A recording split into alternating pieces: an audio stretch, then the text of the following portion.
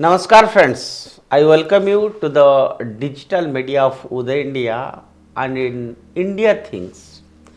I will speak about how Prime Minister Narendra Modi reacted in his speech on the motion of thanks to the President. And you have seen in my last episode, I had described my views, my analysis on how leader of opposition Rahul Gandhi had reacted. And in the joint section of Parliament, the PM urged the people to read JFK, Forgotten Crisis, written by Bruce Riddels.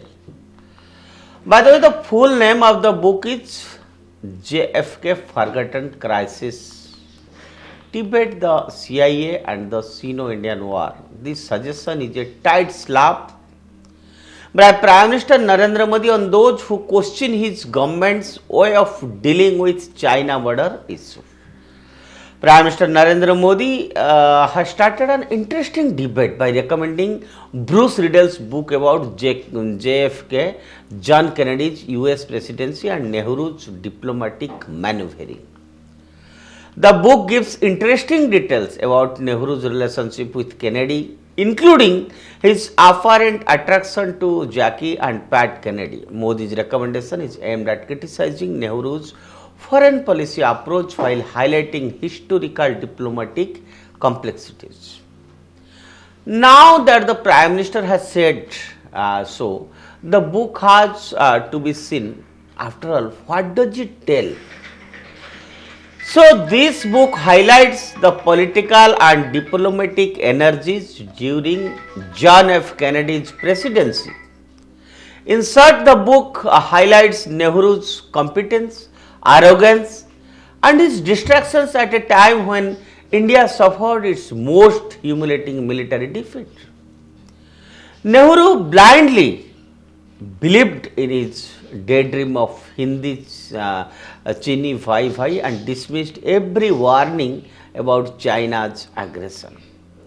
Even American and Soviet intelligence reports predicted in the attack, but Nehru ignored them.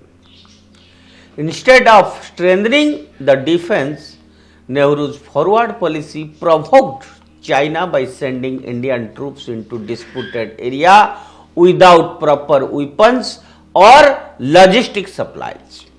When China asked, India was completely unprepared. The Indian Air Force could have crushed China, but Nehru refused to use it for fear of escalating tensions. His government underfunded the army, leaving soldiers to die in difficult battle zones without ammunition, winter clothing, or tactics. Friends, apart from the book, I will tell you all another story about how Nehru was not interested in handling the war with China. Wing Commander Jagmohan Jaggi Nath of the Indian Air Force is the first of the 6 Indian officers to be awarded the Mahavir Chakra, twice India's second highest wartime military decoration. For 11 years, Wing Commander Nath had the privilege of flying aircraft reconnaissance missions over the famous Canberra area, of which for 8 years he worked for the top secret 106 Squadron. He received his first MVC for his role in reconnaissance missions over Akai Chin and Tibet between 1960 and 1962. Even during Sino-India War, October-November 1962, he regularly flew over Tibet. The MVC citation states he completed numerous dangerous operations involving flying over difficult mountain terrain day and night in adverse weather conditions and with total disregard for his personal safety. His missions proved extremely useful in learning about Chinese military build-up on the Tibetan plateau in the years leading up to 1962 war. But unfortunately, the political leadership refused to believe the solid evidence he collected during his forays and draw logical conclusions from the information gathered. According to Nath, in 1962, China had no air force worth its name on the Tibetan plateau. The fate of the Sino-Indian War could have been completely different if India had used its air force, but the then Prime Minister Jawaharlal Nehru and Defence Minister V.K. Krishna Menon chose to ignore the finding of his courageous airman. Think about this. India could have turned the tide of the war if Nehru had listened to this brave man. But Nehru being Nehru, he did not listen to anyone, and in 1962 we lost 37,244 square kilometers of land to China. Now coming back to this book, what mentioned by our Prime Minister Narendra Modi, the book says that on November 19, 1962, a desperate Nehru wrote to Kennedy begging for 12 squadrons of American fighter planes and bombers to save India. The man who preached non-alignment was now on his knees. Kennedy sent military aid and ensured that Pakistan did not attack India. But before India could take advantage of the American aid, China declared a unilateral ceasefire on November 21, leaving Nehru humiliated. Complete surrender of the country. Imagine how humiliating. This is one more thing that the book reveals. While China was invading Indian territory, Nehru was busy entertaining Jacqueline Kennedy. He spent more time wooing the US First Lady and her daughter than attending the war briefings.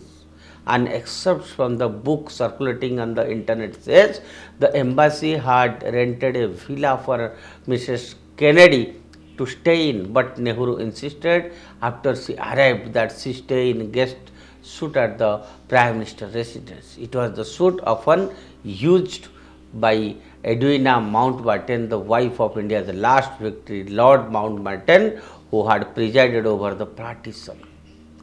A frequent visitor to India after independence, Edwina and Nehru were at least close friends, if not more. Jacqueline Kennedy was getting Nehru's complete attention. So the reality is that Nehru ignored military reports, delegated war strategy to his incompetent and ignorant ministers, and allowed China to dominate India. His blind faith in diplomacy cost India thousands of soldiers and Akaichin forever. The 1962 defeat was also shattered Nehru's credibility. Even Kennedy lost confidence in him, with his advisor Ted Sorensen writing that Nehru could never be a man to rely on America, started looking towards India's young leaders instead. Nehru's imprudence, misplaced trust and distraction led to national humiliation. His obsession with appeasing the West proved disastrous for India. JFK, the Forgotten Crisis, clearly exposes all this, and that is why people should read this book, and that is why Prime Minister Narendra Modi referred to read this book while reply in the debate of budget debate in the presidential address. So, leader of opposition Rahul Gandhi, before giving any undesired comment, one can say undesired comment to the nation, at least in the floor of the house, he also must read this book to know how the Congress government handled India's relation with China. Other things we will discuss later. That's all for today. Stay tuned with Uday India and subscribe to Uday India. Thank you.